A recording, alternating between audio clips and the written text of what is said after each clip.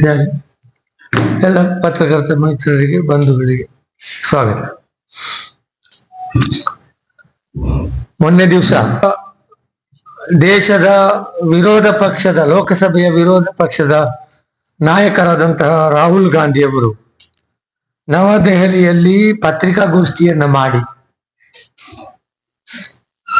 ಕಳೆದ ಲೋಕಸಭಾ ಚುನಾವಣೆಯಲ್ಲಿ ಮತ್ತು ಅದರ ನಂತರ ನಡೆದ ಮಹಾರಾಷ್ಟ್ರ ವಿಧಾನಸಭಾ ಚುನಾವಣೆಯಲ್ಲಿ, ಅದಕ್ಕಿಂತ ಮೊದಲು ನಡೆದ ಹರಿಯಾಣ ಮತ್ತು ಇತರ ಕೆಲವು ರಾಜ್ಯಗಳ ಚುನಾವಣೆಯಲ್ಲಿಯೂ ಕೂಡ ಒಟ್ಟು ಸೇರಿ ಬಿಜೆಪಿ ಮತ್ತು ಚುನಾವಣಾ ಆಯೋಗ ಪರಸ್ಪರ ಶಾಮೀಲಾಗಿ ಬಿಜೆಪಿ ಮತ್ತೆ ಆಯಾ ರಾಜ್ಯಗಳಲ್ಲಿ ಮತ್ತು ದೇಶದಲ್ಲಿ ಅಧಿಕಾರಕ್ಕೆ ಬರುವುದಕ್ಕೆ ಸಂಚು ಮಾಡಿದೆ. ಅದು ಚುನಾವಣಾ ಮತದಾರರ ಪಟ್ಟಿಯನ್ನ ತಿರುಚಿದೆ, ಅನೇಕ ನಕಲಿ ಮತದಾರರನ್ನ ಸೇರಿಸಿದ್ದಾರೆ ಅಂತ ಆರೋಪವನ್ನ ಮಾಡಿದ್ದು ನಾವೆಲ್ಲ ಕೇಳಿದ್ದೇವೆ, ನಿಮಗೂ ಗೊತ್ತುಂಟು. ಈ ಏನು ಆರೋಪ ಮಾಡಿದ್ರು ಅಂತ ಹೇಳಿದ್ರೆ, ಅವರು ಹೇಳ್ತಾರೆ ಸುಮಾರು 11,945 ಮಂದಿ ನಕಲಿ ಮತದಾರರು, ತಪ್ಪು ವಿಳಾಸದಲ್ಲಿ ಒಂದು 40,009 ಮತದಾರರು, ಒಂದೇ ವಿಳಾಸದಲ್ಲಿ ಸುಮಾರು 10,452 ಮತದಾರರು, ಫೋಟೋ ಇಲ್ಲದೆ ಅಥವಾ ಕಾಣಿಸದಷ್ಟು ಚಿಕ್ಕದಾಗಿ ಪ್ರಿಂಟ್ ಮಾಡಲಾದ ಸುಮಾರು 4,132 ಮತದಾರರು, ಆಮೇಲೆ ಫಾರ್ಮ್ ನಂಬರ್ ಅನ್ನು ದುರುಪಯೋಗ ಪಡಿಸಿಕೊಂಡು ಸೇರಿದಂತಹ ಒಂದಷ್ಟು ಮತದಾರರು ಚುನಾವಣೆಯಲ್ಲಿ ಸೇರ್ಪಡೆಯಾಗಿದ್ದಾರೆ. ಮೊನ್ನೆ ನಡೆದ ಲೋಕಸಭಾ ಚುನಾವಣೆಯಲ್ಲಿ ಅದರಲ್ಲಿ ಕೂಡ ಬೆಂಗಳೂರು ಸೆಂಟ್ರಲ್ ಕ್ಷೇತ್ರದ ಮಹದೇವಪುರ ವಿಧಾನಸಭಾ ವ್ಯಾಪ್ತಿಯ, ನಮಗೆಲ್ಲ ಗೊತ್ತಿರುವಂತಹ ವಿಚಾರ ಇದು. ಈ ವಿಚಾರವನ್ನು ಹೇಳಿ ಅವರು ಪತ್ರಿಕಾಗೋಷ್ಠಿಯನ್ನು ಮಾಡಿಸಿದ ನಂತರ ಚುನಾವಣಾ ಆಯೋಗ ಮತ್ತು ಭಾರತೀಯ ಜನತಾ ಪಾರ್ಟಿ ಇದಕ್ಕೆ ಪ್ರತಿಕ್ರಿಯಿಸಿದ ರೀತಿ, ನಡೆದುಕೊಂಡಂತಹ ನಡವಳಿಕೆ ಮತ್ತು ಅವರು ಆಡಿದ ಮಾತುಗಳು, ಇದು ಎಲ್ಲವೂ ಅವರು ಈ ಆರೋಪದಿಂದ ಎಷ್ಟು ಆತಂಕಿತರಾಗಿದ್ದಾರೆ ಮತ್ತು ಈ ಆರೋಪದಿಂದಾಗಿ ಅವರ ಬಣ್ಣ ಎಲ್ಲಿ ಬಯಲಾಯಿತು, ತಾವು ಮಾಡಿದಂತಹ ಈ ಕುಕೃತ್ಯ ಹೇಗೆ ಜನರಿಗೆ ತಿಳಿತಾ ಇದೆ ಅನ್ನುವಂಥದ್ದರ ಬಗ್ಗೆ ಬಹಳಷ್ಟು ಭಯಗೊಂಡಿದ್ದಾರೆ ಮತ್ತು ಆ ಮೂಲಕ ತಮ್ಮ ಮೇಲೆ ಬಂದ ಆರೋಪವನ್ನ ತಿಪ್ಪೆ ಸಾರಿಸುವ ಎಲ್ಲ ಪ್ರಯತ್ನವನ್ನು ಅವರು ಮಾಡಿದ್ದಾರೆ.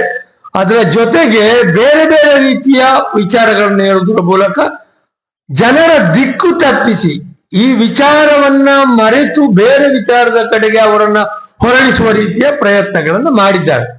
ನಾವು ಒಂದೊಂದೇ ವಿಚಾರವನ್ನು ಏನು ಮಾಡಿದ್ದಾರೆ ಅನ್ನುವುದನ್ನು ವಿಶ್ಲೇಷಣೆ ಮಾಡುವುದಿದ್ದರೆ, ಚುನಾವಣಾ ಆಯೋಗ ಹೇಳ್ತದೆ, ಚುನಾವಣಾ ಆಯೋಗ ಏನು ಹೇಳ್ತದೆಯೋ ಅದೇ ದಾಟಿಯಲ್ಲಿ ಬಿಜೆಪಿ ಕೂಡ ಮಾತಾಡ್ತದೆ.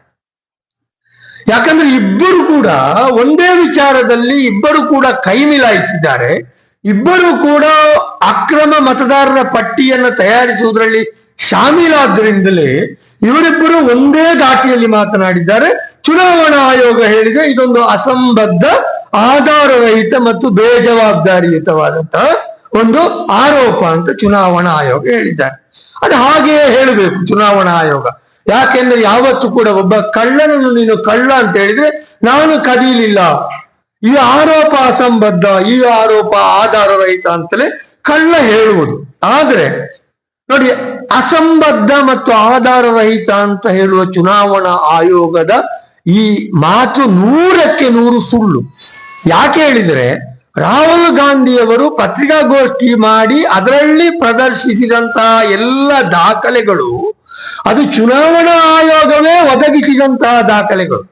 ಅವರು ಏನು ಮತದಾರರ ಪಟ್ಟಿಯನ್ನು ಅಲ್ಲಿ ಪ್ರದರ್ಶನ ಮಾಡಿದ್ದಾರೆ, ಅವರು ಮತದಾರರ ಪಟ್ಟಿಯ ಯಾವ ಡಾಟಾಗಳನ್ನು ಅಲ್ಲಿ ಪ್ರದರ್ಶನ ಮಾಡಿದ್ದಾರೆ ಮತ್ತು ಆ ಮತದಾರ ಪಟ್ಟಿಯನ್ನು ವಿಶ್ಲೇಷಿಸಿ ಯಾವ ಯಾವ ವಿಚಾರಗಳಲ್ಲಿ ಎಷ್ಟೆಷ್ಟು ನಕಲಿ ಓಟುಗಳು ಆಗಿದೆ ಅಂತ ಹೇಳಿದ್ದಾರೆಯೋ ಅದಕ್ಕೆ ಬೇಕಾದ ಎಲ್ಲ ದಾಖಲೆಗಳನ್ನು ಕೊಟ್ಟದ್ದು ಚುನಾವಣಾ ಆಯೋಗವೇ.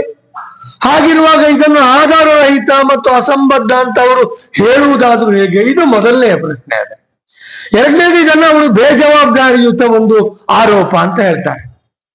ಹಾಗಿದ್ರೆ ಇವರು ಏನು ಮಾಡಿದ್ರು ಅದನ್ನೆಲ್ಲ ನಾವೆಲ್ಲರೂ ಕಣ್ಣು ಮುಚ್ಚಿ ಸಹಿಸಿಕೊಳ್ಬೇಕಾ? ಒಂದು ಆಡಳಿತ ಪಕ್ಷ ಮತ್ತು ಒಂದು ಚುನಾವಣಾ ಆಯೋಗ ಪರಸ್ಪರ ಶಾಮೀಲಾಗಿ ಒಬ್ಬರಿಗೆ ಒಬ್ಬರು ಅಥವಾ ಆಡಳಿತ ಪಕ್ಷವನ್ನು ಸಮರ್ಥಿಸುವ, ಬೆಂಬಲಿಸುವ ಒಂದು ಚುನಾವಣಾ ಏನು ಮತದಾರರ ಪಟ್ಟಿಯನ್ನು ಅವರು ತಯಾರಿಸ್ತಾರಂತಾದ್ರೆ ಅದನ್ನ ಪ್ರಶ್ನೆ ಮಾಡುವುದು ಅದು ಇಡೀ ದೇಶದ ಹಕ್ಕದು, ಎಲ್ಲ ಜನರ ಹಕ್ಕು. ಅದರಲ್ಲಿಯೂ ವಿಶೇಷವಾಗಿ ದೇಶದ ಜನರ ಧ್ವನಿಯಾಗಿರುವಂತಹ ವಿರೋಧ ಪಕ್ಷಗಳು, ಅದರಲ್ಲಿಯೂ ವಿರೋಧ ಪಕ್ಷದ ನಾಯಕರಾದಂತಹ, ಲೋಕಸಭೆಯಲ್ಲಿ ವಿರೋಧ ಪಕ್ಷದ ಅಧಿಕೃತ ನಾಯಕರಾದಂತಹ ರಾಹುಲ್ ಗಾಂಧಿ ಅವರಿಗೆ ಅದು ಜವಾಬ್ದಾರಿಯಾಗಿದೆ. ಅವರು ಅವರ ಪ್ರಶ್ನೆಯನ್ನು ಎತ್ತಿದ್ದಲ್ಲ. ಅವರು ನಮಗೆ ಕಾಂಗ್ರೆಸ್ ಪಕ್ಷಕ್ಕೆ ಅನ್ಯಾಯ ಆಗಿದೆ, ಉಳಿದ ವಿರೋಧ ಪಕ್ಷಗಳಿಗೂ ಅನ್ಯಾಯ ಆಗಿದೆ, ಸತ್ಯ ಅದು. ಆದರೆ ಈ ವಿಚಾರದಿಂದಾಗಿ ಅನ್ಯಾಯ ಆದದ್ದು ಮೂಲದಲ್ಲಿ ದೇಶದ ಮತದಾರರಿಗೆ, ದೇಶದ ಪ್ರಜಾಪ್ರಭುತ್ವಕ್ಕೆ, ದೇಶದ ಇಡೀ ಚುನಾವಣಾ ವ್ಯವಸ್ಥೆಗೆ ಅಪಚಾರ ಆಗಿದೆ. ಹಾಗಾಗಿ ಇದನ್ನ ಅವರು ಅತ್ಯಂತ ಜವಾಬ್ದಾರಿ ಇರುವ ಕಾರಣದಿಂದಲೇ ಅವರು ಎತ್ತಿದ್ದಾರೆ. ಇನ್ನು ಅವರು ಮತ್ತೆ ಪುನಃ ಇನ್ನೊಂದು ಮಾತು ಹೇಳಿದ್ದಾರೆ ಚುನಾವಣಾ ಆಯೋಗದವರು, ಆಧಾರ ಕೊಡಿ. ಏನು ಆಧಾರ, ಕಿಸೆಯಲ್ಲಿದ್ದ ಆಧಾರ್ ಕಾರ್ಡ್ ತೋರಿಸ್ಬೇಕು ಅಂತ ಕೇಳ್ತಾ ಇರೋದು ಅವರು. ನೀವು ಕ್ಷಮೆ ಯಾಚಿಸಿ, ಯಾವ ಕಾರಣಕ್ಕಾಗಿ ಕ್ಷಮೆಯನ್ನ ಯಾಚಿಸಬೇಕು? ನೀವು ಏನು ಅಫಿಡವಿಟ್ ಹಾಕಿ, ಹೀಗೆಲ್ಲ ಪ್ರಶ್ನೆಗಳನ್ನು ಚುನಾವಣಾ ಆಯೋಗ ಎತ್ತಿ ಈ ವಿಷಯವನ್ನ ಲೈಟ್ ಮಾಡುವ, ದಿಕ್ಕು ತಪ್ಪಿಸುವ, ರಾಹುಲ್ ಗಾಂಧಿ ಅವರದ್ದೇ ತಪ್ಪು ಅನ್ನುವ ರೀತಿಯಲ್ಲಿ ಅವರು ಮಾತನಾಡಿದ್ದಾರೆ. ಅವರದ್ದೇ ವೋಟರ್ ಲಿಸ್ಟು, ಅವರೇ ಕೊಟ್ಟಂತ ಏನು ಡಾಟಾ, ಅದನ್ನೇ ಉಪಯೋಗಿಸಿದ. ಮತ್ತೆ ಬೇರೆ ಏನು ಆಧಾರ ತರಬೇಕು? ಬೇರೇನು ತರಲಿಕ್ಕೆ ಆಗ್ತದೆ ಯಾರೇ ಆದ್ರೂ ಕೂಡ. ಕ್ಷಮೆ ಯಾಕೆ ಯಾಚಿಸಬೇಕು? ಕ್ಷಮೆ ಅವರು ಯಾಚಿಸಬೇಕು. ಕೇಂದ್ರ ಸರ್ಕಾರದಲ್ಲಿ ಈಗ ಅಧಿಕಾರದಲ್ಲಿ ಇರುವಂತವರು ಏನು ಚುನಾವಣೆಯಲ್ಲಿ ಮತವನ್ನ ಕದ್ದು ಅಧಿಕಾರಕ್ಕೆ ಬಂದಿದ್ದಾರೆಯೋ ಅವರು ಕ್ಷಮೆ ಯಾಚಿಸಬೇಕು. ಮತ್ತು ಈ ಮತ ಕಳ್ಳತನಕ್ಕೆ ಸಹಕಾರ ನೀಡಿದಂತಹ ಚುನಾವಣಾ ಆಯೋಗ ಕ್ಷಮೆಯನ್ನ ಕೇಳಬೇಕಲ್ಲದೆ ರಾಹುಲ್ ಗಾಂಧಿ ಅವರು ಯಾಕಾಗಿ ಕ್ಷಮೆಯನ್ನ ಕೇಳಬೇಕು? ಇದೊಂದು ಅತ್ಯಂತ ಉದ್ದಟತನದ ಮತ್ತು ಅತ್ಯಂತ ನಾಚಿಕೆಗೇಡಿನ ವಿಷಯ. ಚುನಾವಣಾ ಆಯೋಗ ಹೀಗೆ ಮಾತನಾಡ್ತದೆ ಅಂತ. ಇನ್ನು ಬಿಜೆಪಿ ಕೂಡ ಒದ್ದಾಡಿದೆ. ರಾಹುಲ್ ಗಾಂಧಿ ಅವರು ಏನು ಚುನಾವಣಾ ಆಯೋಗದ ಮೇಲೆ ಅಟ್ಯಾಕ್ ಮಾಡಿದ್ದಾರೆ ನೋಡಿ, ಪೆಟ್ಟು ಬಿದ್ದದ್ದ ಅವರಿಗೆ, ನೋವಾದದ್ದು ಇವರಿಗೆ ಅನ್ನುವಂತ ಸ್ಥಿತಿಯಾಗಿದೆ. ಬಿಜೆಪಿಯವರು ಕೂಡ ಚಡಪಡಿಸಲಿಕ್ಕೆ ಶುರು ಮಾಡಿದ್ದಾರೆ. ಅವರು ಕೂಡ ಇದರಲ್ಲಿ ಚುನಾವಣಾ ಆಯೋಗ ಯಾವ ರೀತಿ ಮಾತನಾಡಿದೆ ಅದೇ ರೀತಿ ಅವರು ಕೂಡ ಹೇಳಿದ್ದಾರೆ. ಏನು ಆಧಾರ ರಹಿತ, ಸೋಲಿನ ಹತಾಶೆ, ಸಾಂವಿಧಾನಿಕ ಸಂಸ್ಥೆಗಳು ದುರ್ಬಲ ಆಗ್ತದೆ ಅಂತ ಹೇಳ್ತಾರೆ. ಸಾಂವಿಧಾನಿಕ ಸಂಸ್ಥೆ ದುರ್ಬಲ ಆಗಿದೆ ಅಂತಲೇ ಈ ಪ್ರಶ್ನೆಯನ್ನು ಎತ್ತಿದ್ದು. ಚುನಾವಣಾ ಆಯೋಗ ದುರ್ಬಲ ಆಗಿದೆ, ಚುನಾವಣಾ ಆಯೋಗ ಇದರಲ್ಲಿ ಏನು ಅವ್ಯವಹಾರದಲ್ಲಿ ಭಾಗಿಯಾಗಿದೆ ಅಂತಲೇ ಪ್ರಶ್ನೆಯನ್ನು ಎತ್ತಿ ಚುನಾವಣಾ ಆಯೋಗವನ್ನು ಸದೃಢಗೊಳಿಸುವಂತಹ ಪ್ರಯತ್ನದ ಭಾಗವಾಗಿ ಈ ಪ್ರಶ್ನೆಯನ್ನು ಎತ್ತಿದ್ದಾರಲ್ಲದೆ ಅದನ್ನು ದುರ್ಬಲಗೊಳಿಸುವುದಕ್ಕೋಸ್ಕರ ಅಲ್ಲ. ದುರ್ಬಲ ಆದದ್ದು ಸರಿಯಾಗಬೇಕಾದ್ರೆ ಏನಾಗಬೇಕು, ಅದರಲ್ಲಿ ಏನ್ ತಪ್ಪಾಗಿದೆ, ಎಲ್ಲಿ ತಪ್ಪಾಗಿದೆ ಅನ್ನುವುದನ್ನ ತಿಳಿದು ಅದನ್ನ ಸರಿಪಡಿಸಿ ಅದನ್ನ ಸಬಲಗೊಳಿಸಬೇಕಾದಂತ ಕೆಲಸ ಆಗಬೇಕು. ಹಾಗಿದ್ರೆ ಬಿಜೆಪಿಯವರು ಈಗ ಮತ್ತು ಚುನಾವಣಾ ಆಯೋಗದವರು ಹೀಗೆಲ್ಲ ಹೇಳ್ತಾರೆ ಅಂತ ಆದ್ರೆ, ಮೊನ್ನಿನ ದಿವಸ ರಾಹುಲ್ ಗಾಂಧಿಯವರು ಪ್ರದರ್ಶನ ಮಾಡಿದಂತಹ ಮತದಾರರ ಪಟ್ಟಿ ಸುಳ್ಳ, ಅದನ್ನು ಅವರು ಹೇಳಬೇಕು. ಅಥವಾ ಅವರು ಒಂದು ಇಬ್ಬರು ವ್ಯಕ್ತಿಗಳನ್ನ ಉದಾಹರಣೆಯನ್ನಾಗಿ ಕೊಟ್ಟಿದ್ದಾರೆ. ಈ ವ್ಯಕ್ತಿಗಳು ದೇಶದ ಬೇರೆ ಬೇರೆ ಭಾಗಗಳಲ್ಲಿ ಬೇರೆ ಬೇರೆ ಬೂತ್ಗಳಲ್ಲಿ ಇವರಿಗೆ ಮತದಾನ ಇದೆ, ಮತದಾನದ ಹಕ್ಕು ಮತಪಟ್ಟಿಯಲ್ಲಿ ಇದೆ ಅಂತ ಕೊಟ್ಟಿದ್ದಾರೆ. ಹಾಗಿದ್ರೆ ಅವರು ಆ ಉದಾಹರಣೆಗಳು ಸುಳ್ಳೆ? ಅಥವಾ ಒಂದು ಮನೆಯಲ್ಲಿ 80 ಜನ ಇದ್ದಾರೆ, ಒಂದು ಮನೆಯಲ್ಲಿ 65 ಜನ ಇದ್ದಾರೆ ಅನ್ನುವಂತಹ ಅವರು ದಾಖಲೆಯನ್ನು ಬಿಡುಗಡೆ ಮಾಡಿದ್ದಾರೆ. ಅಂದ್ರೆ ಒಂದು ಮನೆಯ ವಿಳಾಸದಲ್ಲಿ 80 ಜನ ಮತದಾರರು ಅಲ್ಲಿ ನೋಂದಾವಣಿಯಾಗಿದ್ದಾರೆ ಅನ್ನುವಂತಹ ವಿಚಾರ, ಅದು ಸುಳ್ಳೆ? ಇನ್ನು ಕೆಲವು ಮನೆಗಳಿಗೆ ಮನೆ ಸಂಖ್ಯೆ 0 ಅದನ್ನು ಅವರು ಮತದಾರರ ಪಟ್ಟಿಯನ್ನು ಪ್ರದರ್ಶನ ಮಾಡಿ ಏನು LCD ಪರದೆ ಹಾಕಿ ಅದನ್ನು ಝೂಮ್ ಮಾಡಿ ತೋರಿಸಿ ಅದು ಸುಳ್ಳ? ನಾವು ಕಂಡದ್ದು ಸುಳ್ಳ, ಅದರಲ್ಲಿ ಇರುವುದು ಸುಳ್ಳ? ಕೆಲವರಿಗಂತೂ ತಂದೆಯೇ ಇಲ್ಲ ಮತದಾರರ ಪಟ್ಟಿಯಲ್ಲಿ.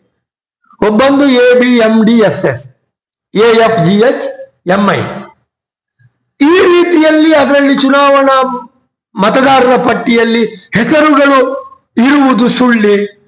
ಅಥವಾ 80 ವರ್ಷದ ಒಬ್ಬಳು ಮಹಿಳೆ ಫಾರ್ಮ್ ನಂಬರ್ 6 ಉಪಯೋಗಿಸಿಕೊಂಡು ಮತಪಟ್ಟಿಗೆ ಸೇರ್ಪಡೆ ಆದದ್ದು ಸುಳ್ಳ? ಅಥವಾ ಮೊನ್ನೆ ನಡೆದ ಮಹಾರಾಷ್ಟ್ರ ಚುನಾವಣೆಯಲ್ಲಿ 5 ವರ್ಷದ ಒಟ್ಟು ಅವಧಿಯಲ್ಲಿ ಒಂದು ವಿಧಾನಸಭಾ ಚುನಾವಣೆಯಿಂದ ಇನ್ನೊಂದು ವಿಧಾನಸಭಾ ಚುನಾವಣೆಯ 5 ವರ್ಷಗಳ ಅವಧಿಯಲ್ಲಿ 32 ಲಕ್ಷ ಮತಗಳು ಸೇರ್ಪಡೆ ಆಗಿರ್ತದೆ ಒಟ್ಟು ರಾಜ್ಯದಲ್ಲಿ. 32 ಲಕ್ಷ. ಆದರೆ 6 ತಿಂಗಳ ಅವಧಿ ಅಂದ್ರೆ ವಿಧಾನಸಭಾ ಚುನಾವಣೆಯಿಂದ ಲೋಕಸಭಾ ಚುನಾವಣೆಯ ನಡುವಿನ 6 ತಿಂಗಳ ಅವಧಿಯಲ್ಲಿ 48 ಲಕ್ಷ ಮತಗಳು ಸೇರ್ಪಡೆ ಆದದ್ದು ಸುಳ್ಳ? ಈಗ ಇವರು ಇದನ್ನೆಲ್ಲ ಸುಳ್ಳು ಅಂತ ಹೇಳ್ಬೇಕಲ್ಲ. ಇವರು ಯಾವುದನ್ನು ಹೇಳುವುದಿಲ್ಲ. ಇವರು ಏನ್ ಹೇಳ್ತಾರೆ, ಬಿಜೆಪಿ ಅವರು ಏನ್ ಹೇಳ್ತಾರೆ, ನೀವು ಚುನಾವಣಾ ಆಯೋಗಕ್ಕೆ ದೂರು ಕೊಡಿ. ಒಳ್ಳೆ ಕತೆ ಇದೆ. ಒಬ್ರು ಕದ್ದಿದ್ದಾರೆ ಅಂತ ಆದ್ರೆ ಆ ಕಳ್ಳನ ಮೇಲೆ ಅದೇ ಕಳ್ಳನಿಗೆ ದೂರು ಕೊಡ್ಲಿಕ್ಕೆ ಆಗ್ತದೆ. ಈಗ ಮತಗಳ್ಳತನವನ್ನು ಮಾಡಿದವರು ಯಾರು? ಬಿಜೆಪಿ ಮತ್ತು ಚುನಾವಣಾ ಆಯೋಗ ಶಾಮೀಲಾಗಿ ಈ ಮತಗಳ್ಳತನವನ್ನು ಮಾಡಿದೆ ಅನ್ನುವುದು ರಾಹುಲ್ ಗಾಂಧಿ ಅವರ ಆರೋಪ. ಈ ಆರೋಪಕ್ಕೆ ದೂರು ಯಾರಿಗೆ ಕೊಡಬೇಕಾಗಿದ್ರೆ? ಕಳ್ಳನಿಗೆ ದೂರು ಕೊಡುವುದಾಗಿದ್ರೆ ಕಳ್ಳನಿಗೆ ದೂರು ಕೊಡಿ ಅಂತ ಹೇಳುವ ಇವರು ಏನಿದೆ ಅಂದ್ರೆ ಅರ್ಥ ಏನು? ಇದು ಜನರನ್ನು ತಪ್ಪು ದಾರಿಗೆ ಎಳೆಯುವ ಕೆಲಸ ಅಲ್ಲದೆ ಬೇರೆ ಏನೂ ಅಲ್ಲ. ಯಾರು ತನಿಖೆ ಮಾಡಬೇಕು? 100ಕ್ಕೆ 100ರಷ್ಟು ಈಗ ನಂಬಿಕೆ ಎಲ್ಲರ ಮೇಲೆ ಹೋಗುವ ಹಂತದಲ್ಲಿ ಇದೆ. ಸಿಬಿಐ ನಮಗೆ ಗೊತ್ತುಂಟು ಹೇಗೆ ದುರುಪಯೋಗ ಆಗ್ತಾ ಇದೆ, ಇಡಿ ಹೇಗೆ ದುರುಪಯೋಗ ಆಗ್ತಾ ಇದೆ, ಚುನಾವಣಾ ಆಯೋಗ ಹೇಗೆ ದುರುಪಯೋಗ ಆಯಿತು ಅಂದ್ರೆ ಯಾವ ಸಂಸ್ಥೆಯನ್ನು ನಂಬಬೇಕು? ಸ್ವತಂತ್ರವಾಗಿ ತನಿಖೆ ಮಾಡಬಲ್ಲ 100ಕ್ಕೆ 100ರಷ್ಟು ಶುದ್ಧ ಹಸ್ತವಾಗಿರುವಂತಹ ತನಿಖೆ ನಡೆದರೆ ಮಾತ್ರ ಇದನ್ನು ನಮಗೆ ಹೊರಗೆ ಇಳಿಲಿಕ್ಕೆ ಸಾಧ್ಯ ಇದೆ. ಹಾಗಾಗಿ ಯಾರಿಗೆ ದೂರು ಕೊಡಬೇಕು ಅನ್ನುವುದನ್ನು ದೂರುದಾರರು ತೀರ್ಮಾನ ಮಾಡಬೇಕು. ಯಾವಾಗ ದೂರು ಕೊಡಬೇಕು ಅನ್ನುವುದನ್ನು ಕೂಡ ದೂರುದಾರರೇ ತೀರ್ಮಾನ ಮಾಡಬೇಕು. ಈಗ ಮೊದಲ ಹಂತದಲ್ಲಿ ಇದೆ ವಿಚಾರವನ್ನು ಜನರ ಮುಂದೆ ಇಟ್ಟಿದೆ. ಚುನಾವಣಾ ಆಯೋಗವಾಗಲಿ ಅಥವಾ ಬಿಜೆಪಿ ಆಗಲಿ ಇದನ್ನು ಅಷ್ಟು ಸುಲಭದಲ್ಲಿ ತಳ್ಳಿ ಹಾಕಲಿಕ್ಕೆ ಆಗುವುದಿಲ್ಲ. ಇನ್ನು ನೋಡಿ, ಕೆಲವರು ಫ್ಯಾಕ್ಟ್ ಚೆಕ್ ಮಾಡಿದ್ದಾರೆ. ಬಿಜೆಪಿ ಅವರು ಫ್ಯಾಕ್ಟ್ ಚೆಕ್ ಮಾಡಿದ್ದಾರೆ, ಕೆಲವು ಪತ್ರಿಕೆಗಳು ಕೂಡ ಫ್ಯಾಕ್ಟ್ ಚೆಕ್ ಮಾಡಿದೆ. ನೋಡು ಏನು ಫ್ಯಾಕ್ಟ್ ಚೆಕ್ ಮಾಡಿದ್ದಾರೆ ನೋಡಿ. 11,965 ನಕಲಿ ಮತದಾರರು ಇದ್ದಾರೆ ಅನ್ನುವುದು ಆರೋಪ. ಅದರಲ್ಲಿ ಒಬ್ಬನ ಹೆಸರು ಗುರುಕಿರತ್ ಸಿಂಗ್ ಡೆಂಗ್ ಅಂತ. ಇವನ ಎಲ್ಲ ವಿವರಗಳನ್ನು ಕೂಡ ರಾಹುಲ್ ಗಾಂಧಿ ಅವರು ಪತ್ರಿಕಾಗೋಷ್ಠಿಯಲ್ಲಿ ಕೊಟ್ಟಿದ್ದಾರೆ. ಇನ್ನೊಬ್ಬರು ಆದಿತ್ಯ ಶ್ರೀವಾಸ್ತವ ಅನ್ನುವಂತ ಹೇಳುವ, ಇವರಿಗೆ ಮುಂಬೈಯಲ್ಲಿ ಓಟ್ ಇದೆ, ಲಕ್ನೋದಲ್ಲಿ ಓಟ್ ಇದೆ, ವಾರಣಾಸಿಯಲ್ಲಿ ಓಟ್ ಇದೆ, ಬೆಂಗಳೂರಿನಲ್ಲಿ ಓಟ್ ಇದೆ. ಅವರಿಗೆ ಕೂಡ ಗುರುಕಿರತ್ ಸಿಂಗ್ಗೆ ಕೂಡ ಬೇರೆ ಬೇರೆ ಜಾಗಗಳಲ್ಲಿ ಓಟ್ ಇದೆ. ಇದನ್ನ ಫ್ಯಾಕ್ಟ್ ಚೆಕ್ ಮಾಡಬೇಕು. ಯಾರು ಫ್ಯಾಕ್ಟ್ ಚೆಕ್ ಮಾಡಿದ್ದಾರೆ? ಇದನ್ನು ಮೊದಲಿಗೆ ಅರವಿಂದ ಲಿಂಬಾವಳಿ ಅವರೇ, ಬಿಜೆಪಿಯ ನಾಯಕರಾದ ಅವರೇ ಪ್ರೆಸ್ ಮೀಟ್ ಮಾಡಿ ಹೇಳ್ತಾರೆ, ನಾನು ಫ್ಯಾಕ್ಟ್ ಚೆಕ್ ಮಾಡಿದ್ದೇನೆ. ಅವ್ರೇನು ಹೇಳ್ತಾರೆ? ಅವ್ರು ಹೇಳ್ತಾರೆ, ಹೌದು, ಗುರುಕಿರತ್ ಸಿಂಗ್ ಡೆಂಗಿಗೆ ಬೊಂಬೈಯಲ್ಲಿ ವೋಟ್ ಉಂಟು, ವಾರಣಾಸಿಯಲ್ಲಿ ವೋಟ್ ಉಂಟು, ಲಕ್ನೋದ ಮತಪಟ್ಟಿಯಲ್ಲಿ ವೋಟ್ ಉಂಟು, ಬೆಂಗಳೂರಿನ ಮತಪಟ್ಟಿಯಲ್ಲಿ ವೋಟ್ ಇದೆ ಅನ್ನುವುದನ್ನು ಅವರು ಕೂಡ ಒಪ್ಪಿಕೊಳ್ತಾರೆ. ಒಪ್ಪಿಕೊಳ್ಳುವಾಗ ಅವ್ರೇನ್ ಹೇಳ್ತಾರೆ, ಅವನಿಗೆ MBA ಆಗಿತ್ತು, ಅವ ಬೊಂಬೈಯಲ್ಲಿ ಕೆಲಸದಲ್ಲಿದ್ದ, ಅಲ್ಲಿ ವೋಟರ್ ಲಿಸ್ಟಿಗೆ ಹೆಸರು ಬಿತ್ತು. ಆಮೇಲೆ ಅವ ವಾರಣಾಸಿಗೆ ಹೋದ, ಅಲ್ಲಿ ವೋಟರ್ ಲಿಸ್ಟಿಗೆ ಹೆಸರು ಬಿತ್ತು. ಆಮೇಲೆ ಅವ ಲಕ್ನೋಗೆ ಹೋದ, ಅಲ್ಲಿ ವೋಟರ್ ಲಿಸ್ಟ್ ಅಲ್ಲಿ ಹೆಸರು ಬಂತು. ಬೆಂಗಳೂರಿಗೆ ಬಂದ, ಬೆಂಗಳೂರಿನಲ್ಲಿ ವೋಟರ್ ಲಿಸ್ಟ್ ಅಲ್ಲಿ ಹೆಸರು ಬಂತು. ತಪ್ಪೇನು? 5 ಕಡೆ 4 ಕಡೆ ವೋಟರ್ ಲಿಸ್ಟ್ ಅಲ್ಲಿ ಹೆಸರಿದ್ರೆ ಅಂತ. ನೋಡಿ ಎಷ್ಟು ಸುಲಭದಲ್ಲಿ ಜನರ ಕಣ್ಣಿಗೆ ಮಣ್ಣನ್ನ ರಚಿತಾರೆ, ಭಂಗ ಮಾಡ್ತಾರೆ ಅಂತ ಹೇಳಿದ್ರೆ, ಒಂದು ಬೂತಿನ ಮತದಾರರ ಪಟ್ಟಿಯಲ್ಲಿ ಇರುವಂತಹ ಹೆಸರನ್ನ ಇನ್ನೊಂದು ಬೂತಿನ ಮತದಾರರ ಪಟ್ಟಿಗೆ ಅವನು ಮೈಗ್ರೇಟ್ ಆಗಬೇಕಾದ್ರೆ ಇಲ್ಲಿ ಅದು ಡಿಲೀಟ್ ಆಗಬೇಕು. ಇದು ಡಿಲೀಟ್ ಆದ ನಂತರ ಒಂದು ಬೂತಿಂದ ಇನ್ನೊಂದು ಬೂತಿಗೆ ಮತ ಪಯಣಿಸ್ತದೆ.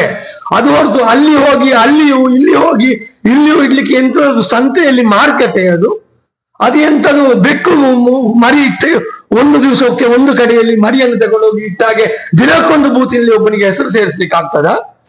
ಏನು ಚುನಾವಣಾ ಆಯೋಗದಲ್ಲಿ ಏನು ಇಲ್ವಾ? ಅದಕ್ಕೆ ವ್ಯವಸ್ಥೆ ಇಲ್ವಾ? ಒಂದು ಕಡೆ ಡಿಲೀಟ್ ಆಗಬೇಕು, ಇನ್ನೊಂದು ಕಡೆ ಸೇರ್ಪಡೆ ಆಗಬೇಕು. ಡಿಲೀಟ್ ಆದ ಫಾರ್ಮ್ ಅನ್ನು ತಗೊಂಡೋಗಿ ಅಲ್ಲಿ ಸಬ್ಮಿಟ್ ಮಾಡಬೇಕು, ಅಥವಾ ಅಲ್ಲಿ ಸೇರ್ಪಡೆ ಆಗುವಾಗ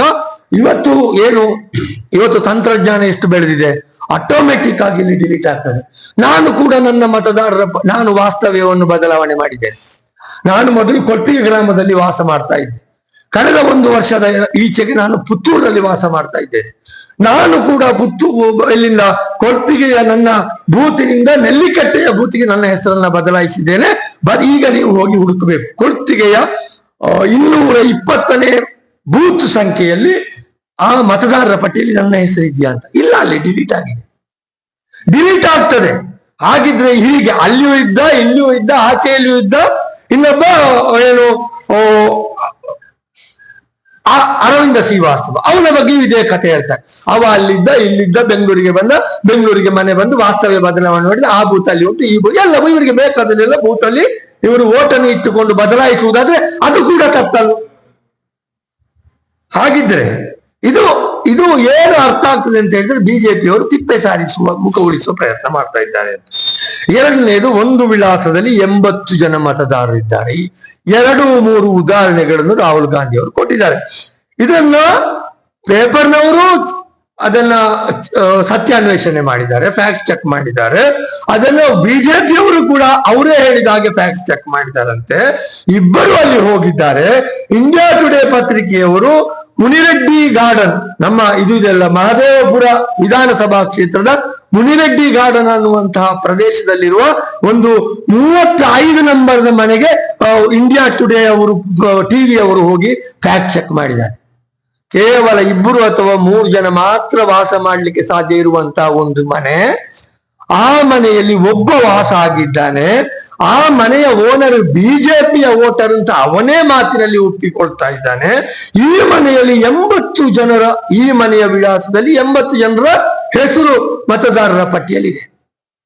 ಇದನ್ನು ಇಂಡಿಯಾ ಟುಡೇ ಅವರು ಹೇಳ್ತಾರೆ, ದೇರ್ ಆರ್ ಗ್ರೌಂಡ್ಸ್, ಏನು ಅದರಲ್ಲಿ ವಾಸ್ತವಾಂಶಗಳು ಇದೆ ರಾಹುಲ್ ಗಾಂಧಿ ಅವರು ಮಾಡಿದ ಆರೋಪದಲ್ಲಿ ಅಂತ ಇಂಡಿಯಾ ಟುಡೇ ಅವರು ಅವರ ವರದಿಯಲ್ಲಿ ಹೇಳ್ತಾರೆ. ಬಿಜೆಪಿ ಅವರು ಹೇಳುವುದೇ ಬೇರೆ. ಅಲ್ಲಿ ಒಬ್ಬನೇ ಇರುವುದು, ಅಲ್ಲಿ ತುಂಬಾ ಜನ ಇಲ್ಲ. ನಾವು ಹೇಳಿದ್ದು ಅದನ್ನೇ, ಅಲ್ಲಿ ಒಬ್ಬನೇ ಇರುವುದು. ಆದ್ರೂ 80 ಜನರ ಓಟ್ ಆ ಅಡ್ರೆಸ್ ನಲ್ಲಿ ಹೇಗೆ ಬಂತು ನೋಡಿ. ಇವರು ಅರವಿಂದ ಲಿಂಬಾವಳಿಯವರಾಗ್ಲಿ ಬಿಜೆಪಿಯವರಾಗಲಿ ಏನು ವಾದವನ್ನ ಮುಂದೆ ಇಡ್ತಾ ಇದ್ದಾರೆ, ಆ ವಾದ ರಾಹುಲ್ ಗಾಂಧಿ ಅವರು ಮಾಡಿದಂತಹ ಆರೋಪವನ್ನ ಪುಷ್ಟೀಕರಿಸ್ತಾ ಇದೆ. ಅಲ್ಲಿ ಯಾರು ಇಲ್ಲ ಅಂತಲೂ ಹೇಳುವುದು. ವೋಟರ್ ಲಿಸ್ಟ್ ನಲ್ಲಿ ಹೆಸರಿಲ್ಲ ಅಂತ ಹೇಳುದಿಲ್ಲ ಅವರು. ಅದು ಇನ್ನು ಚುನಾವಣಾ ಆಯೋಗ ಹೇಳಬೇಕು. ಅದು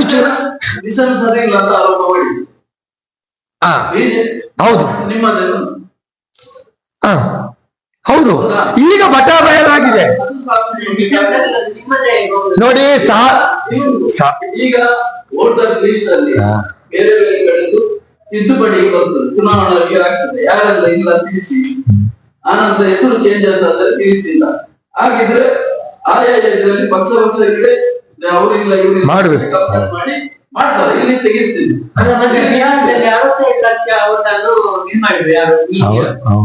ಈಗ ಅದು ಮಾತಾಡುವ ಅಲ್ಲ, ಅದನ್ನು ಮಾತಾಡುವ ಬೇಕಾದ್ರೆ.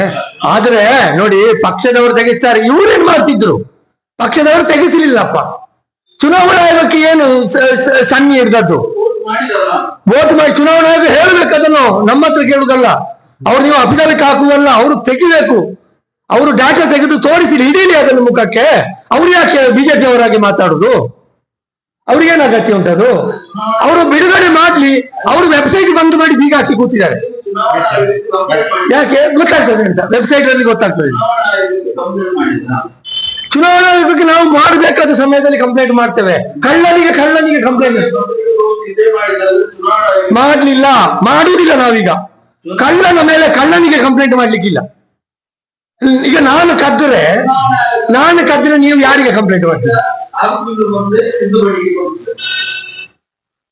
3 ತಿಂಗಳಲ್ಲಿ ಬೇಕು ಕೊಡ್ತಾರೆ. ಇಷ್ಟು ಬೇಕಿನೊಳಗೆ ತಿದ್ದುಪಡಿ ಮಾಡಿಕೊಂಡು ಯಾವ ವಾಸ್ತವ ಇದ್ದಾರೆ, ಯಾವ ವಾಸ್ತವ ಇಲ್ಲ, ವಾಸ್ತವ ಇಲ್ಲ ಅಂತ ಹೇಳಿ ಒಬ್ಬ ವ್ಯಕ್ತಿಯ ಓಟನ್ನ ತಪ್ಪಿಲಿಕ್ಕೆ ಆಗುದಿಲ್ಲ ಅಂತ ಹೇಳಿ ಚುನಾವಣಾ ಆಯೋಗ ಹೇಳ್ತದೆ.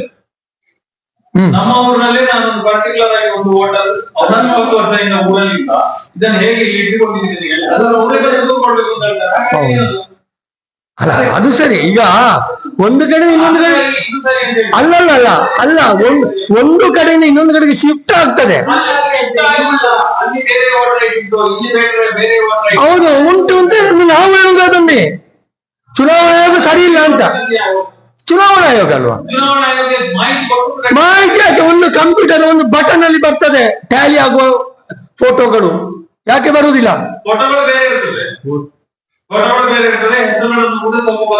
ತನಿಖೆ ಮಾಡ್ಬೇಕಷ್ಟೇ ಅದಕ್ಕೆ.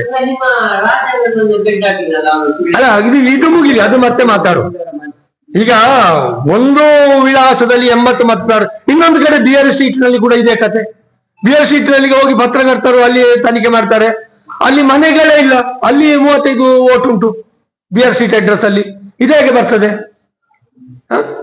ಅದರಲ್ಲಿ ಅದು ಕಮರ್ಷಿಯಲ್ ಕಾಂಪ್ಲೆಕ್ಸ್. ಅದು ಕಮರ್ಷಿಯಲ್ ಕಾಂಪ್ಲೆಕ್ಸ್ ಅಲ್ಲಿ ಯಾರಾದ್ರೂ ಮನೆ ಮಾಡಿರ್ತಾರ? ನೋಡಿ, ಸುಕನ್ ರಾಣಿ ಅಂತ, ಅವರಿಗೆ 80 ವರ್ಷ ವಯಸ್ಸು. ಅವರು ಫಾರ್ಮ್ ನಂಬರ್ 6 ಅಲ್ಲಿ ಹೇಗೆ ಚುನಾವಣೆ ಮತಪಟ್ಟಿಗೆ ಸೇರ್ತಾರೆ? ಒಂದು ಪಕ್ಷದವರು ಎಲ್ಲ ಗುಪ್ತಚರವನ್ನು ಮುಂದುವರಿಸ್ತಾರೆ. ಪಕ್ಷದವರು ಸಾಯಿಯಪ್ಪ, ಚುನಾವಣಾ ಆಯೋಗ ಎಂತ ಮಾಡ್ತಿತ್ತು? ಚುನಾವಣಾ ಆಯೋಗವೇ ಏಜೆಂಟ್ ಪಾಸ್ ಕೊಡ್ತಾರೆ. ಅವರಿಗೆ ಆ ಬೂತಲ್ಲಿ ಯಾರ್ಯಾರು ಇದ್ದಾರೆ, ಯಾರ ವ್ಯಕ್ತಿಗಳು ಇದ್ದಾರೆ ಅಂತ ಹೇಳೋ ದೃಷ್ಟಿಯಲ್ಲಿ ಅವರು ಹೌದೌದು. ಅವರು ಇಲ್ಲದವರು ಅವ್ರಿಗೆ ಕೂಡ ಅಬ್ಜೆಕ್ಷನ್ ಮಾಡ್ತಾರೆ. ಅದು ಹೌದು. ಯಾವ ವೋಟರ್ಸ್ ನೀವು ಯಾವ್ಯಾವ ಅಭ್ಯರ್ಥಿಗಳಿಗೆ ಹೌದು, ಅರ್ಥ ಆಯ್ತು ನನಗೆ. ಅದು ನನ್ನ ಬೂತ್ ಅಲ್ಲಿ ನನಗೆ ಪ್ರತಿಯೊಬ್ಬರ ಮುಖ ಪರಿಚಯ ಇದೆ. ನೀವು ಬೆಂಗಳೂರಿನಂತ ಮೆಟ್ರೋಪಾಲಿಟನ್ ಸಿಟಿಗೆ ಹೋಗ್ಬೇಕು, ಮಹದೇವಪುರಕ್ಕೆ ಹೋಗ್ಬೇಕು, ಅಲ್ಲಿ ಇವತ್ತಿದ್ದವ ನಾಳೆ ಇರುವುದಿಲ್ಲ. ಆಚೆ ಮನೆಯವನ ಪರಿಚಯ ಈಚೆ ಮನೆಯವರಿಗೆ ಇರುವುದಿಲ್ಲ. ತಪ್ಪು ಏಜೆಂಟ್ ಇದು ತಪ್ಪು. ಚುನಾವಣಾ ಆಯೋಗ ಮಾಡಿದ್ದೆಲ್ಲ ಸರಿಯಾಗಿ. ಇವರು ಬೇಡದ್ದು ಮಾಡಿ ನೀವ್ಯಾಕೆ ಮಾಡಿಲ್ಲ ಅಂತ ಹೇಳುದು? ಈಗ ನಮ್ಮ ಚುನಾವಣಾ ಏಜೆಂಟ್ ತಪ್ಪು ಮಾಡಿದ್ದಕ್ಕೆ ನಾವು ಶಿಕ್ಷೆ ಕೊಡ್ತೇವೆ. ನಮ್ಮ ಚುನಾವಣಾ ಆಯೋಗ ಮಾಡಿದ್ದಕ್ಕೆ ಯಾರು ಶಿಕ್ಷೆಯನ್ನು ಕೊಡುವವರು? ಕೊಡ್ಬೇಕಲ್ಲ. ತಪ್ಪು ಅಂತ ಹೇಳಿದ್ದೆ ತಪ್ಪು ಅಂತ ಹೇಳಿದ್ರೆ ತಪ್ಪು ಅಂತ ಹೇಳಲಿಕ್ಕೂ ಅಧಿಕಾರ ಇಲ್ವ ಈ ದೇಶದಲ್ಲಿ? ಇದು ಸರ್ವಾಧಿಕಾರ ಅಲ್ವ? ಇನ್ನು ಯಾಕೆ ಇದೆಲ್ಲ ಆಗ್ತಾ ಇದೆ ಅಂತ ನನಗೆ ಗೊತ್ತುಂಟದು. ನೋಡಿ, ತಂದೆ ಹೆಸರು FGHD, ಮನೆ ಸಂಖ್ಯೆ 0. ಇದೆಲ್ಲ ಯಾಕೆ ಆಗ್ತದೆ? ಚುನಾವಣೆ ಆಯೋಗ ಯಾಕೆ ನಿಷ್ಪಕ್ಷಪಾತವಾಗಿ ವರ್ತನೆ ಮಾಡ್ತಾ ಇಲ್ಲ ಅನ್ನೋದು ಒಂದು ಪ್ರಶ್ನೆ. ಯಾಕೆ ಮಾಡ್ತಾ ಇಲ್ಲ ಅಂತ ಹೇಳಿದ್ರೆ, ಚುನಾವಣಾ ಆಯೋಗಕ್ಕೆ ಮುಖ್ಯ ಚುನಾವಣಾ ಆಯುಕ್ತರನ್ನು ನೇಮಕ ಮಾಡುವವರು ಯಾರು?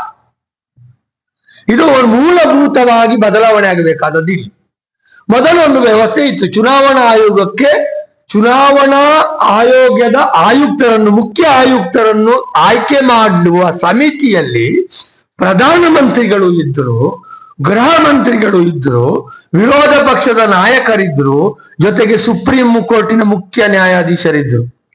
ಅಂದ್ರೆ ಇಬ್ಬರು ಆಡಳಿತ ಪಕ್ಷದವರು, ಇಬ್ಬರು ಆಡಳಿತ ಪಕ್ಷಕ್ಕೆ ಸೇರದವರಿದ್ರು.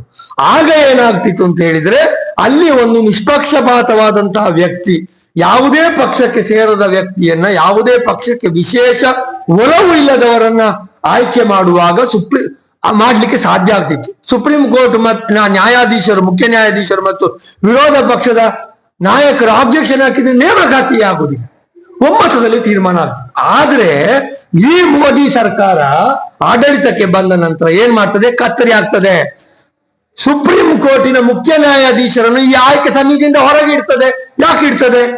ಏನು ಸುಪ್ರೀಂ ಕೋರ್ಟಿನ ಮುಖ್ಯ ನ್ಯಾಯಾಧೀಶರು ಈ ಚುನಾವಣಾ ಆಯುಕ್ತರನ್ನು, ಇಲೆಕ್ಷನ್ ಕಮಿಷನ್ ಮುಖ್ಯ ಆಯುಕ್ತರನ್ನು ಆಯ್ಕೆ ಮಾಡುವ ಸಮಿತಿಯಲ್ಲಿದ್ರೆ ಏನು ಇವರಿಗೇನು ನಿರ್ವೆ ಕಡಿತದ? ಅವ್ರೇನೋ ಅದೊಂದು ಪಾರ್ಟಿಯ ಸುಪ್ರೀಂ ಕೋರ್ಟ್ನ ಮುಖ್ಯ ನ್ಯಾಯಾಧೀಶರು. ಇವರ ಉದ್ದೇಶ ಏನು ಅಂತ ಹೇಳಿದ್ರೆ, ಇವರ ಉದ್ದೇಶ ಈ ದೇಶದ ಎಲ್ಲ ಸಾಂವಿಧಾನಿಕ ಸಂಸ್ಥೆಗಳನ್ನ ತಮಗೆ ಬೇಕಾದ ಹಾಗೆ ಬಳಸಿಕೊಳ್ಳಬೇಕು. ತಮಗೆ ಬೇಕಾದ ಹಾಗೆ ಬಳಸಿಕೊಂಡು ED ನೋಡಿದ್ದೇವೆ, CBI ನೋಡಿದ್ದೇವೆ, ಹೇಗೆ ವಿರೋಧ ಪಕ್ಷಗಳಲ್ಲಿ ಮಾತ್ರ ಅವರಿಗೆ ಭ್ರಷ್ಟಾಚಾರ ಕಾಣುವುದು. ಆಡಳಿತ ಪಕ್ಷದ ಬಿಜೆಪಿಗೆ ಸೇರಿದವರಲ್ಲಿ ಅಲ್ಲಿ ಒಂದೇ ಒಂದು ಭ್ರಷ್ಟಾಚಾರ ಅವರ ಕಣ್ಣಿಗೆ ಬೀಳುವುದಿಲ್ಲ. ವಿರೋಧ ಪಕ್ಷಕ್ಕೆ ಸೇರಿದವರು ಇವರ ಬೆದರಿಕೆಗೆ ಬಗ್ಗೆ ಬಿಜೆಪಿಗೆ ಸೇರಿದ್ರೆ ಕೇಸು ಕುಲಾಸು. ಅದೇ ರೀತಿ ಚುನಾವಣಾ ಆಯೋಗವನ್ನು ಕೂಡ ದುರುಪಯೋಗ ಮಾಡಿಕೊಂಡು ಈ ಕೆಲಸವನ್ನ ಮಾಡಿದ್ದಾರೆ. ಇಬ್ಬರು ಕೂಡ ನೀರಿನಿಂದ ತೆಗೆದು ಹೊರಗೆ ಬಿದ್ದಂತ ಮೀನಿನ ಹಾಗೆ. ಹೌದು, ಕನ್ಕ್ಲೂಷನ್ ಒಟ್ಟು ಏನು ಅಂತ ಹೇಳಿದ್ರೆ, ಇದು ತಕ್ಷಣಕ್ಕೆ ಏನಾಗಬೇಕು ಅಂತ ಹೇಳಿದ್ರೆ, ಇವರ ಬಣ್ಣ ಬಯಲಾಗಿದೆ. ರಾಹುಲ್ ಗಾಂಧಿ ಅವರು ಹೇಳಿದ್ದಾರೆ, ಈ ಪ್ರಧಾನಮಂತ್ರಿಗಳು ವೋಟನ್ನು ಕದ್ದು ಪ್ರಧಾನಿ ಆಗಿದ್ದಾರೆ ಅಂತ. ನೈತಿಕತೆ ಅನ್ನುವುದೇನಾದ್ರೂ ಇದ್ರೆ, ತಾವು ಈ ಅಕ್ರಮವನ್ನು ನಡೆಸಿ ಏನು ಪ್ರಧಾನಮಂತ್ರಿಯಾಗಿ ಅಲ್ಲಿ ಕೂತು ಅಧಿಕಾರವನ್ನು ನಡೆಸ್ತಾ ಇದ್ದಾರೆ, ಅವರು ರಾಜೀನಾಮೆಯನ್ನು ಕೊಡಬೇಕಾಗ್ತದೆ. ಏನು ಚುನಾವಣಾ ಆಯೋಗದ ಏನು ಮುಖ್ಯಸ್ಥರು ಇದ್ದಾರೆ, ಯಾರೆಲ್ಲ ಇದರಲ್ಲಿ ಸೇರಿಕೊಂಡಿದ್ದಾರೆ, ಇವರು ಕೂಡ ರಾಜೀನಾಮೆ ಕೊಡಬೇಕಾಗ್ತದೆ, ತನಿಖೆಯನ್ನು ಎದುರಿಸಬೇಕಾಗ್ತದೆ. ಹೌದು, ನಮ್ಮದೇ ಅದೇ ಅಭಿಪ್ರಾಯ. ಹೌದು, ಏನು ಪ್ರಧಾನಮಂತ್ರಿಗಳು ರಾಜೀನಾಮೆಯನ್ನು ಕೊಟ್ಟು ಹೊಸ ಜನಾದೇಶಕ್ಕಾಗಿ ಚುನಾವಣೆಗೆ ಹೋಗಬೇಕು. ಮುಖ್ಯ ಚುನಾವಣಾ ಆಯುಕ್ತರುಗಳು ಕೂಡ ರಾಜೀನಾಮೆಯನ್ನು ಕೊಡಬೇಕು ಮತ್ತು ತನಿಖೆಯನ್ನು ಎದುರಿಸಬೇಕು. ದೂದ್ ಕಾ ದೂದ್, ಪಾನಿ ಕಾ ಪಾನಿ ಆಗಿ ಹೋಗ್ಲಿ. Thank you.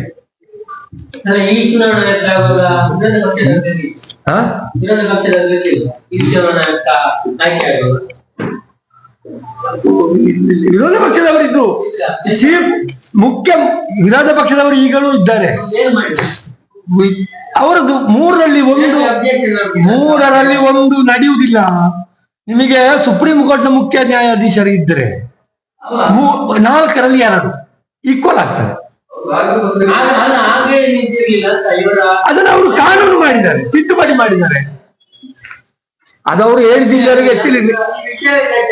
ಈ ವಿಷಯ ಚರ್ಚೆ ಆಗಿದೆ, ಇಲ್ಲಿವರೆಗೆ ಎತ್ತಲಿಲ್ಲ ಅಷ್ಟೇ. ನನಗೆ ಹೇಗೆ ಎತ್ತಿದೆ? ನಾವು ಏನು ಮಾಧ್ಯಮಗಳನ್ನು ಕೂಡ ಈ ದೇಶದಲ್ಲಿ ಮಡಿಲ ಮಾಧ್ಯಮಗಳನ್ನಾಗಿ ಮಾಡಿಕೊಳ್ಳಾಗಿದೆ. ಅದಕ್ಕೋಸ್ಕರ ಮಾಧ್ಯಮದಲ್ಲಿ ಕಟ್ಟಾಗ್ತದೆ. ನಿಮಗೆ ಮೋದಿ ಹೇಳಿದ್ದು ದೊಡ್ಡಕ್ಕೆ ಬರ್ತದೆ ಎದುರಿನ ಪುಟದಲ್ಲಿ, ವಿರೋಧ ಪಕ್ಷದವರು ಹೇಳಿದ್ದು ಸಣ್ಣ ಹಿಂದಿನ ಪುಟದಲ್ಲಿ ಬರ್ತದೆ. ಇಷ್ಟ ಕಾಣುವುದಿಲ್ಲ, ಬರ್ತದೆ. ಹುಡುಕಬೇಕು ಭೂತ ಕನ್ನಡಿ ಹಾಕೊಂಡು ಓದು. ಇದು ಇದು ಇದು ಇದು ವಾಸ್ತವ. ಇದು ವಾಸ್ತವ. ಇದನ್ನು ಎಲ್ಲರೂ ಒಪ್ಪಿಕೊಳ್ತಾರೆ, ಪತ್ರಕರ್ತರು ಒಪ್ಪಿಕೊಳ್ತಾರೆ. ಯಾಕಂದ್ರೆ ಪತ್ರಕರ್ತರ ತಪ್ಪಲ್ಲ, ತಪ್ಪು ಅವರ ದನಿಯದ್ದು. ಅಲ್ಲಿ ಟೈಪ್ ಹಾಕುವುದು, ಅಲ್ಲಿ ಪೇಜ್ ಸೆಟ್ ಮಾಡುವುದು ಬೇರೆ ಇದ್ದಾರೆ. ಪರ್ಚೇಸ್ ಮಾಡ್ತಾರೆ, ಮಾಡಿರ್ತಾರೆ. ಎಲ್ಲ ರಾಜಕೀಯದಲ್ಲಿ ನಿಮ್ಮ ರಾಜಕೀಯದಲ್ಲೂ ಅಂತ ಅಲ್ಲಿಗೆ ಬಂತಲ್ಲ ನಿಖಿಲ ಕಳ್ಳರೆ ಇಟ್ಟಲ್ಲ ಕಳ್ಳರೆ ಅನ್ನೋಲ್ಲಿಗೆ ಬಂತಲ್ಲ. ನಾವು ಒಪ್ಪುದಿಲ್ಲ. ನಾವು ಈಗ ಅವರು ಒಪ್ತಾ ಇದ್ದಾರಲ್ಲ, ಎಲ್ಲರದ್ದು ಒಂದೇ ಅಂತ. ಅಲ್ಲಿಗೆ ಅವರದ್ದು ಆರೋಪವನ್ನು ಅವರು ಒಪ್ಪಿಕೊಂಡಾಗೆ. ಸರ್, ಒಂದು ನೀವು ಬಿಹಾರದ್ದು ತೆಗೆದ್ರಿ, ಈ ಬಿಹಾರದ ವಿಚಾರ ಈಗಾಗಲೇ ನಮ್ಮ ಅಮಲ ರಾಮಚಂದ್ರ ವಕ್ತಾರರು ನಮ್ಮ ಬಹಳ ಸುದೀರ್ಘವಾಗಿ ಮಾತಾಡಿದ್ರು. ಈ ಚುನಾವಣೆಯಲ್ಲಿ ಈ ಆಯೋಗ ಏನು ಎಷ್ಟೊಂದು ನಮ್ಮ ಕೇಂದ್ರ ಸರ್ಕಾರ ನೇರವಾಗಿ ಮೋದಿ ಅವರ ಕೇಂದ್ರ ಸರ್ಕಾರ ಬಿಜೆಪಿ ಒಟ್ಟಿಗೆ ಸೇರಿಕೊಂಡು ಏನೆಲ್ಲ ಅಕ್ರಮಗಳನ್ನ ಮಾಡ್ತಾ ಇದೆ ಅಂತೇಳಿ. ಈಗ ಬಿಹಾರದ ಮಟ್ಟಿಗೆ ನೋಡುದಾದ್ರೆ ನೋಡಿ, ಬಿಹಾರದಲ್ಲಿ SIR ಅಂತೇಳಿ ಒಂದು ರಚನೆ ಮಾಡಿ, SIR ಅಂದ್ರೆ ಅವರಿಗೆ ಸ್ಪೆಷಲ್ ಇಂಟೆನ್ಸಿವ್ ರಿವಿಷನ್ ಅಂತೇಳಿ ಏನು, ಇದು ಈಗ ಚುನಾವಣೆಗೆ ಬರುವ ಸಂದರ್ಭದಲ್ಲಿ ಓಟಿಗೆ ಸೇರಿಸತಕ್ಕಂತಹ ಪ್ರಕ್ರಿಯೆಗಳು ನಡೀತದೆ ಮತ್ತು ಅದರಲ್ಲಿ ಡಿಲಿಟೇಷನ್ಗಳು ನಡೀತದೆ. ಆದ್ರೆ ಇದು ಹಾಗಲ್ಲ. ಇವರನ್ನು ಏನ್ ಮಾಡ್ತಾ ಇದ್ದಾರೆ ಅಂತಂದ್ರೆ ಎಲ್ಲರನ್ನು ಮಾಸ್ ಆಗಿ ತೆಗೆಯುವಂತ ಒಂದು ದೊಡ್ಡ ಪ್ರಕ್ರಿಯೆ. ಇದು ಬಹಳಷ್ಟು ದೊಡ್ಡದಾಗಿ ಈಗ ಶುರುವಾಗಿ ಇನ್ನೇನು 6 ತಿಂಗಳು ಏನು ಬಿಹಾರದಲ್ಲಿ ವಿಧಾನಸಭೆ ಚುನಾವಣೆ ನಡೀಲಿಕ್ಕಿದೆ. ಅಲ್ಲಿ ವಿರೋಧ ಪಕ್ಷ ಇದೆ ನೋಡಿ. ಲೋಕಸಭೆಯಲ್ಲಿ ನೋಡಿ, SIR ಅಂತೇಳಿ ಇವರು ಮಾಡಿರುವಂತಹದ್ದೇ ದೊಡ್ಡ ಅಕ್ರಮ. ಈಗ ಅವಶ್ಯಕತೆ ಇಲ್ಲದ ವಿಚಾರಗಳನ್ನು ಎತ್ತಿ ಇವರು ಯಾರ ಓಟುಗಳನ್ನ ಇವರು ತೆಗಿಬೇಕಂತೇಳಿ ಹೊರಟಿದ್ದಾರೆ. ಹಾಗಾದ್ರೆ ನೋಡಿ, ಈಗಾಗ್ಲೇ ಅದೀಗ ಸುಪ್ರೀಂ ಕೋರ್ಟ್ನ ಹಂತದಲ್ಲಿದೆ, ವಿಚಾರಣೆಯಲ್ಲಿದೆ, ಅದು ತಮ್ಗೆಲ್ಲರಿಗೂ ಗೊತ್ತಿದೆ.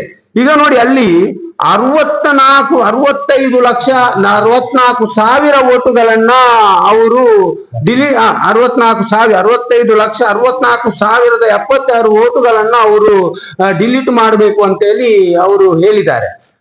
ಅಷ್ಟು ಓಟುಗಳಲ್ಲಿ ನೋಡಿ, ಅವರಿಗೆ 36 ಲಕ್ಷ ಜನ ಅವರು ವಲಸೆ ಕಾರ್ಮಿಕರಂತೆ, ಅಂದ್ರೆ ಅಲ್ಲಿ ಶಾಶ್ವತವಾಗಿ ಅಲ್ಲಿ ವಲಸೆ ಹೋಗಿದ್ದಾರೆ. ಮತ್ತು ಅಲ್ಲಿ 22 ಲಕ್ಷ ಚಿಲ್ಲರೆ ಇದು ಹೌದು ಸತ್ತಿದ್ದಾರೆ ಅಂತೇಳಿ. ಆದ್ರೆ ಇವತ್ತು ಸುಪ್ರೀಂ ಕೋರ್ಟ್ ಹೇಳಿದೆ, ಅಲ್ಲಿಗೆ 17 ಜನ ಸತ್ತಿರುವಂತವರು ಸುಪ್ರೀಂ ಕೋರ್ಟ್ನ ಮುಂದೆ ಹಾಜರಾಗಿದ್ದಾರಂತೆ. ಇದು ನಾವು ಜೀವಂತ ಇದ್ದೇವೆ, ನಮ್ಮ ಓಟು ತೆಗಿಬೇಡಿ ಅಂತ ಹೇಳಿ.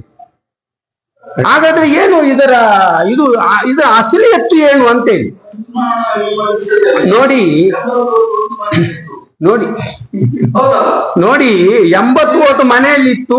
ಅದು ಒಂದು ವಿಚಾರ ನೋಡಿ. ಇಲ್ಲಿಗ ನೇರವಾಗಿ ಸುಪ್ರೀಂ ಕೋರ್ಟಿಗೆ ಹೋಗಿ ಸತ್ತವರೇ ನಾವು ಬದುಕಿದ್ದೇವೆ ಅಂತೇಳಿ ಹೇಳುವಾಗ ಇವರು ಡಿಲಿಟೇಷನ್ ಮಾಡುವಂತಹದ್ದು ಇದು ಅವರು ನ್ಯಾಯಸಮ್ಮತವಾಗಿ ಮಾಡ್ತಾ ಇದ್ದಾರೆ. ಅಲ್ಲ ಕಳ್ಳತನ ಮಾಡಲಿ ಅಂದ್ರೆ ಯಾರ ಓಟುಗಳನ್ನು ಇವರು ತೆಗಿತಾ ಇದ್ದಾರೆ ನೋಡಿ. ಬಿಹಾರದಂತಹ ರಾಜ್ಯದಲ್ಲಿ ಅಲ್ಲಿ ಹೆಚ್ಚು ಅನಕ್ಷರಸ್ಥರಿರುವಂತಹ ಜಾಗ, ಹೆಚ್ಚು ವಲಸೆ ಹೋಗ್ತಾ ಇರತಕ್ಕಂತಹ ಜನ ಇರುವಂತಹ ಜಾಗ, ಅಲ್ಲಿಯ ಮತದಾರ, ಅದರಲ್ಲಿಯೂ ಕೂಡ ಆದಿವಾಸಿಗಳು, ಅಲ್ಲಿಯ ದಲಿತರು, ಮುಸ್ಲಿಮರು ಇಂಥವರ ಓಟುಗಳನ್ನೇ ಅವರು ಟಾರ್ಗೆಟ್ ಮಾಡಿ ತೆಗಿತಾ ಇದ್ದಾರೆ. ಇಲ್ಲದಿದ್ರೆ ಅವರಿಗೆ ನೋಡಿ, ಈಗಲೇ ಸುಪ್ರೀಂ ಕೋರ್ಟ್ ಕೂಡ ಅದರ ಬಗ್ಗೆ ಕಳವಳವನ್ನು ವ್ಯಕ್ತಪಡಿಸಿದೆ. ಸುಪ್ರೀಂ ಕೋರ್ಟ್ ಕೂಡ ಹೇಳಿದೆ, ನೀವು ಅಷ್ಟು ನೇರವಾಗಿ ಅದಕ್ಕೆ ನಮ್ಗೆ ಬೇಕಾದಂತಹ ದಾಖಲೆಗಳನ್ನು ಕೊಡ್ಬೇಕಂತ ಹೇಳಿದಾಗ ಇದು ನಿರಾಕರಿಸಿದೆ. ನಮ್ಗೆ ದಾಖಲೆಗಳನ್ನು ಸಂಬಂಧಪಟ್ಟ BLOಗಳಿಗೆ ನಾವು ಕೊಟ್ಟಿದ್ದೇವೆ ಅಂತ ಹೇಳಿ. ಆದ್ರಿಂದ ನಮ್ಮ ವಿಚಾರ ಇಷ್ಟೇ, ಒಟ್ಟು ಚುನಾವಣಾ ಆಯೋಗವನ್ನು ದುರುಪಯೋಗ ಪಡಿಸಿಕೊಂಡು, ಈಗ ಬಿಹಾರದಲ್ಲಿ ಮಾತ್ರ ಅಲ್ಲ, ಮುಂದೆ ನೀವು ಕರ್ನಾಟಕ ಬೇರೆ ಬೇರೆ ರಾಜ್ಯಗಳಿಗೂ ನೀವು ರೆಡಿಯಾಗಿರಿ ಅಂತೇಳಿ ಚುನಾವಣಾ ಆಯೋಗ ಹೇಳಿದೆ. ಇದೇ ರೀತಿಯ ಮಾದರಿಯಲ್ಲಿ ನಾವು ಮಾಡ್ತೇವೆ ಅಂತೇಳಿ ಚುನಾವಣಾ ಆಯೋಗ ಹೇಳಿದೆ. ಆದ್ರೆ ಸುಪ್ರೀಂ ಕೋರ್ಟ್ ಇದು ಒಂದು ತಾರ್ಕಿಕವಾದಂತಹ ಒಂದು ಅಂತ್ಯಕ್ಕೆ ಅದನ್ನು ತಕೊಂಡು ಹೋಗ್ತದೆ ಎಂಬ ನಂಬಿಕೆ ನಮ್ಮಲ್ಲಿದೆ. ಅದನ್ನು ಸಂಬಂಧಪಟ್ಟವರು ಅದನ್ನು ಸುಪ್ರೀಂ ಕೋರ್ಟ್ ಕದವನ್ನು ತಟ್ಟಿ ಅಲ್ಲಿ ನ್ಯಾಯ ಕೇಳಲಿಕ್ಕೆ ಈಗಾಗಲೇ ಹೋಗಿದ್ದಾರೆ. ಒಂದು ಹಂತಕ್ಕೆ ಮುಟ್ಟುತ್ತದೆ ಎಂಬುದು ಕೂಡ ನಮ್ಮ ನಂಬಿಕೆ. ಮುಂದೆ ಕೂಡ ಅದು ಹಂತಕ್ಕೆ ಮುಟ್ಟದೇ ಇದ್ರೆ ಈ ದೇಶದಲ್ಲಿ ಪ್ರಜಾಪ್ರಭುತ್ವದಲ್ಲಿ ಜನರ ಹಕ್ಕನ್ನು ಕಸಿದುಕೊಳ್ಳುವಂತಹ ದೊಡ್ಡ ಪ್ರಯತ್ನವನ್ನು ಈ ಕೇಂದ್ರ ಸರ್ಕಾರ ಮತ್ತು ಈ ಚುನಾವಣಾ ಆಯೋಗ ಮಾಡ್ತಾ ಇದೆ. ಇದು ಚುನಾವಣಾ ಆಯೋಗ ಮತ್ತು ಕೇಂದ್ರ ಸರ್ಕಾರದಲ್ಲಿರುವ ಬಿಜೆಪಿಯವರೇ ಸೇರಿಕೊಂಡು ಈ ಒಂದು ಚುನಾವಣೆಯಲ್ಲಿ ಅಕ್ರಮವನ್ನು ಮಾಡುವುದಕ್ಕೆ ಬೇಕಾಗಿ ಈ ತರದ ಒಂದು ಕಾನೂನುಗಳನ್ನ ಚುನಾವಣಾ ಆಯೋಗ ಮಾಡ್ತಾ ಇದೆ ಅಂತ ಹೇಳಿ ನಮ್ಮ ನೇರವಾದಂತಹ ಆರೋಪ ಆಗ್ತದೆ. 6 ತಿಂಗಳಿಂದ ಆಗ್ತಾ ಇರೋದು ಸರ್. ಅದು 6 ತಿಂಗಳಿಂದ ಯಾವಾಗಲೂ 6 ತಿಂಗಳಿರುವಾಗ ಸೇರಿಸುದು, ತೆಗೆಯುವ ಕ್ರಮ ಇಲ್ಲ. ನೀವು ಹೇಳಿದ್ರಲ್ಲ, ಇದು ನರಿ ಮತ್ತು ಇನ್ನೊಂದು ಗೆಣಸು ಮಾಡಿದಾಗ ಮಿತ್ತದ ಎಂಕ್ ತಿರ್ತದ ನಿಕ್ ಅಂತ, ಮತ್ತಿನ ಸಲ ಉಲ್ಟಾ ಮಿತ್ತದ ನಿಕ್ ತಿರ್ತದ ಎಂಕ್ ಅಂತ. ಅಂದ್ರೆ ಅದು ಇಲ್ಲಿ ಕಟ್ಟು ಮಾಡಿದ ಇಲ್ಲಿ ಸೇರಿಸಿದ್ದು ಅಲ್ಲಿ ತೆಗೆದದ್ದು, ಸೇರಿಸಿ ಮಾಡುದು ಅಂತ ಹೇಳಿದ್ರೆ ಈಗ ತೆಗಿತಾ ಇದ್ದೇವೆ. ಇದು ಸೇರಿಸಿದ್ದು ಅವರ ಜನ್ಮ, ತೆಗೆದದ್ದು ಈ ಜನ್ಮ. ಇದು ಒಳ್ಳೆ ಕಥೆ ಆಗ್ತದೆ. ಬೇಕಾದಾಗ ಅವರಿಗೆ ಮಾಡ್ಲಿಕ್ಕೆ ಆಗ್ತದೆ. ನೋಡಿ,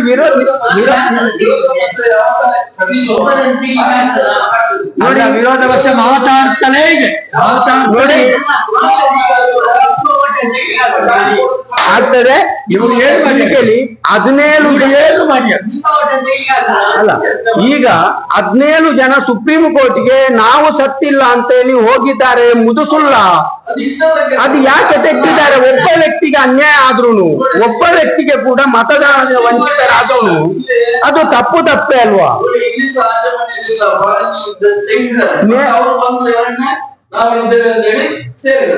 ಅದು ನೇರವಾಗಿ 17 ಜನ ಬಂದಿದ್ದಾರೆ. ಬೇಕಾದವರನ್ನು ಸೇರಿಸ್ತಾರೆ, ಬೇಡದವರನ್ನು ತೆಗಿತಾರೆ, ಇಷ್ಟು ಮಾಡ್ತಾ ಇದ್ದಾರೆ. ಅವರಿಗೆ ಬೇಕಾದವರನ್ನು ಕಾನೂನು ಪ್ರಕಾರ ಅಲ್ಲ. ಆಯ್ತು ಸರ್, ನಿಹಾಲ್ ಅವರು ಒಂದು ಶಾಸಕರ ಒಂದು ಇದರ ಬಗ್ಗೆ ಒಂದು ಹೇಳ್ತಾರೆ.